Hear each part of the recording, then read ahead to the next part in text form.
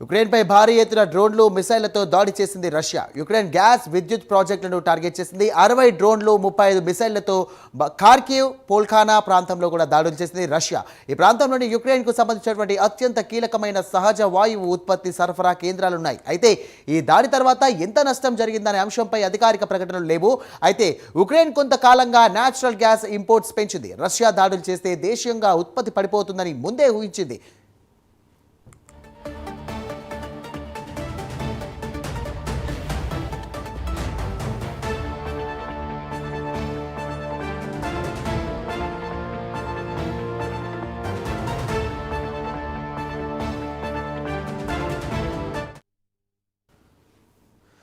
Russia Ukraine war మొదలై 1317 రోజులైంది. అయితే రష్యా చేసినటువంటి లేటెస్ట్ అటాకులతో లక్షల మంది వణికించే చలిలో హీటర్లు లేకుండా కూడా ఇబ్బందులు పడే పరిస్థితి ఏర్పడింది. ఆఖరికి కరెంటు కూడా లేకపోవడంతో చీకట్లు మగ్గుతున్నారు.